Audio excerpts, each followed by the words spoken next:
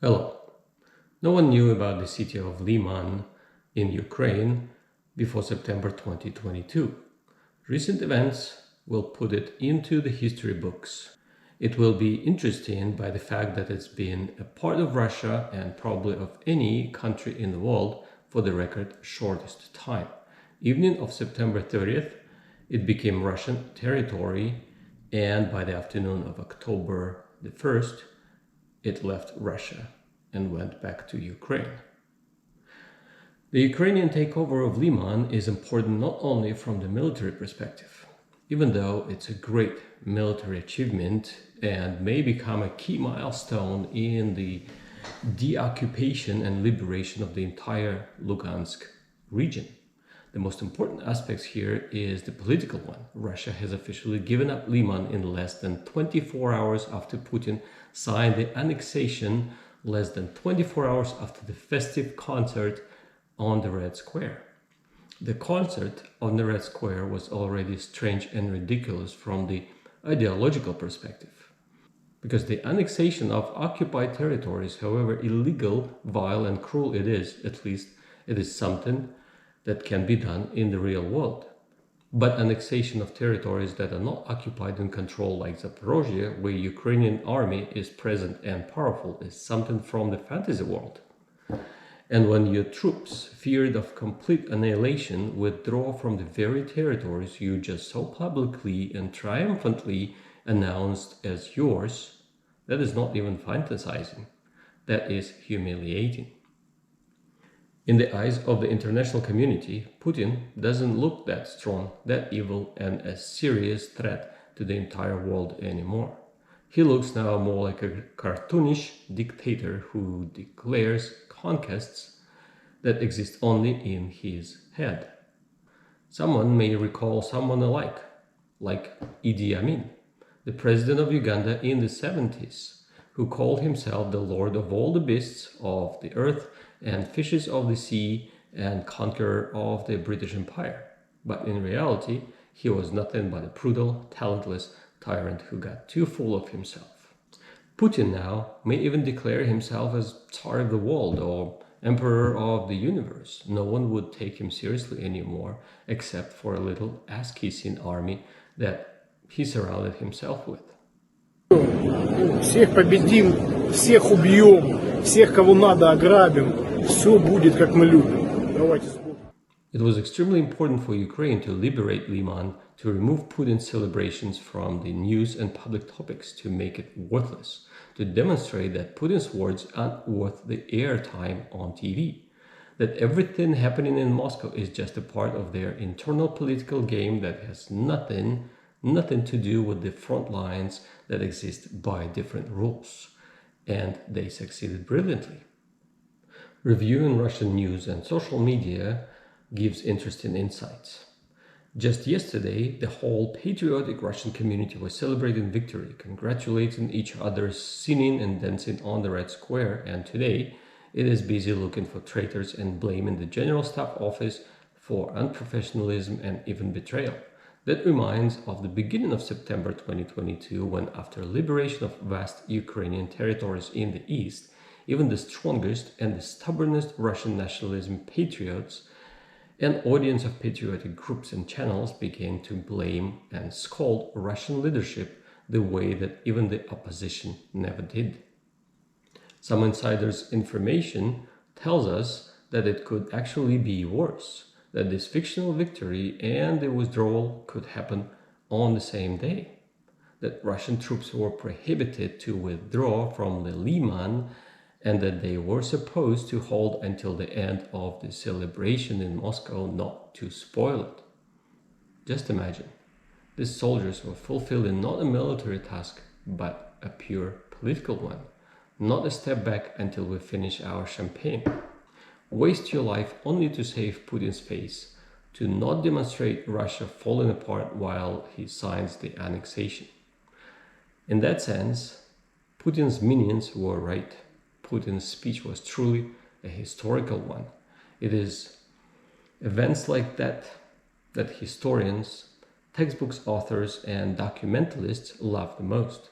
moments that could be used to demonstrate historical times with very little words, moments that are essentially remembered.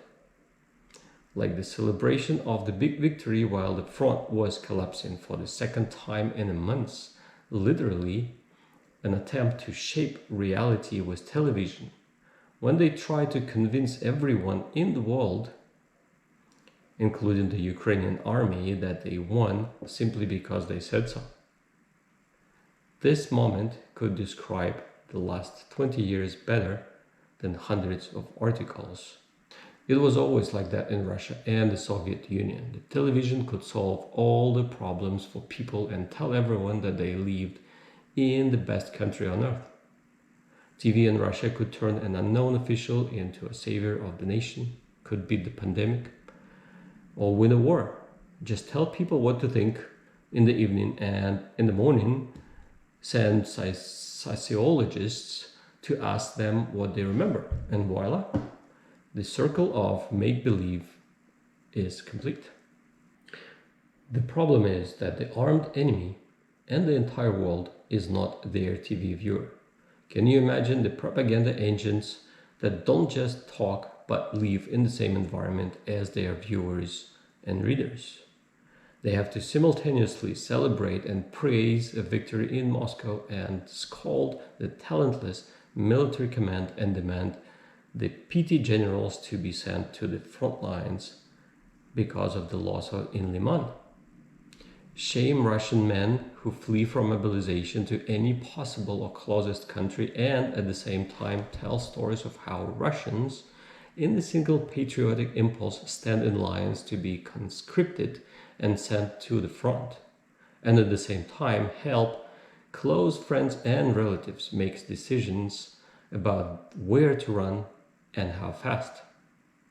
And while Moscow celebrates victory and the front line is collapsing in Ukraine, the mobilization goes on and it looks more like a natural disaster.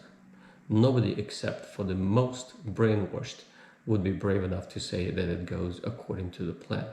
From every perspective, be it the public opinion or the Ministry of Defense. Mobilization in Russia causes horror in citizens according to the sociological research, but that is only a part of the problem. It appears that the Ministry of Defense is doing everything it can to instill even more fear in its supporters. Ministry of Defense executes the mobilization so badly no one could even imagine.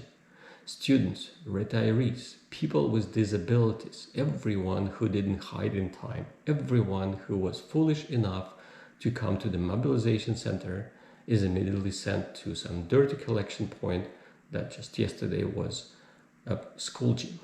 The Russian Ministry of Defense is reviving the medieval. They openly declare that soldiers-to-be need to bring their own equipment. It seems that with this mobilization, the notorious Russian saying gets to the tip of the tongue. Wanted as better, but did it as always. The Russian leadership completely failed. Their propaganda failed to paint the patriotic, inspiring picture where everything is done exactly as people would expect or understand. Picture where only young, professional, and experienced get to go to the war. Picture where every conscripted man is treated as a person, gets properly equipped and trained. Picture where every conscripted man is eager to serve for its country. That is because Russian propaganda, or any propaganda for that matter, works very well only with something that is not real, something far away like the economic problems in Europe or imaginary confrontation with US. But it is much more difficult to lie about things of personal matter to the viewer, like cost of living, prices, salaries, and such. And mobilization directly concerns every citizen of Russia, and it's not an easy task to lie about it.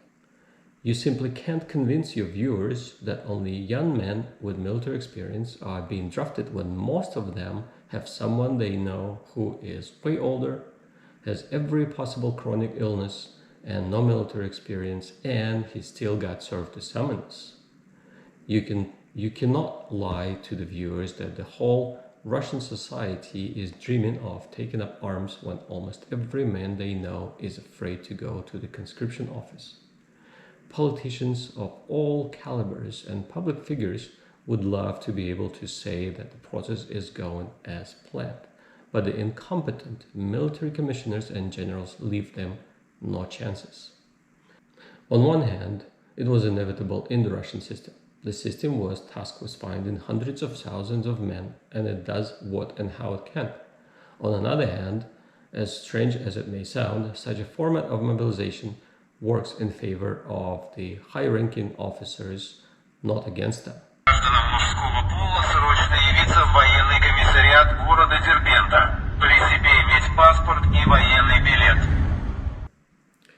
For the first time in the history of Russia in the past 100 years, the military has real power. Despite huge defense budgets in both Russia and in the Soviet Union, the military were the most powerless, most humiliated, most insignificant of all people in uniforms.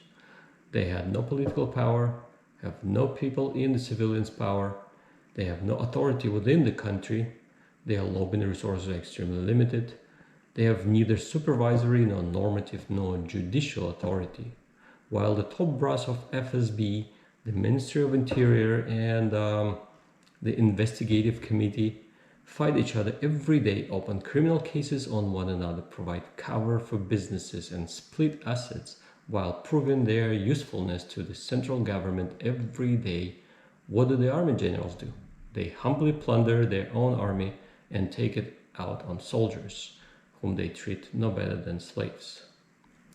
Any lieutenant investigator from the local police office who barely shaved yet has more power than any army general. He can break the neck of anyone who falls into his orbit just by opening a single, even a fake criminal case. The regime needs him. He serves as a small brick in its foundation. The regime loves him and cannot live without him. But that does not work for the army general. He is needed to the regime only once a year for the victory parade on the 9th of May. Suddenly, Putin gave these powerless army generals something that is more powerful than criminal cases or riot police batons. They can now point their finger at any man and send him to die. Anyone, no matter what papers you've got. Oh, you've got an exemption? A letter from a hospital? A respite? Well, then a family will receive a note saying, "Sorry, there was a mistake," along with the letter of condolence. That will certainly make it just, and the family will feel better. The opportunity for corruption, plunder and repression this power gives is beyond all imagination. The insane mobilization of everyone, including the elderly and disabled people, turns an issue into an opportunity. Even Putin's intervention means nothing anymore. He actually tried to raise an issue when a disabled man with many children was drafted and sent to the trenches, but his comments were ignored. So a military officer doesn't care anymore. He's got the power now, and no politician has any say in the matter. The army can bring 10 buses to the Moscow mayor's office, grab everyone from the office and send them to the front lines, and no one can do anything about it. By the time the mayor gets to Putin with his complaints, his staff will be returned to him in pieces. This is a phenomenal shift of power. It is visible now how the civilian bureaucracy is feverishly trying to regain control. Some are fighting and arguing, others try to run alone in order to keep the last bits of power. But it doesn't seem to work. The generals who just gained power are trying to expand it. That is why the mobilization must not simply be chaotic, it must be defiantly chaotic. What can anyone do to the army leadership during the war? Who could dare to say anything? Say anything and your entire office staff will be drafted and you become powerless. Not that it happened, but it could be a very realistic scenario. Putin's power vertical that has been built for 20 years. The regime of the sole and unchallenged ruler until recently only had some minor cracks, with different departments of power fighting each other. Now there are some serious fractures. It seems no one in harsh authoritarian system takes the Ministry of Defense seriously. Konashenkov, the general reporting on the military progress on a daily basis, literally talks to the void. He's not quoted, referenced, or mentioned even in the official Kremlin propaganda. The regional governor publicly mocks a general colonel, a commander of one of the army groupings, calls him a moron and such. The actual commander who must have certain authority in the army where everyone from the fresh conscript to a colonel saw that post. People like to compare Putinism with totalitarian regimes of the past, be it the Third Reich or Stalin's Soviet Union, but things like that would be unimaginable there. General could be publicly mocked or denounced only after he was sacked by the ruler. But a head of the region undermining the authority of the military command during the war, that would be a nonsense. The thing that we saw in the Kremlin and on the Red Square on September 30th was supposed to become a demonstration of unity within the leadership, among other things.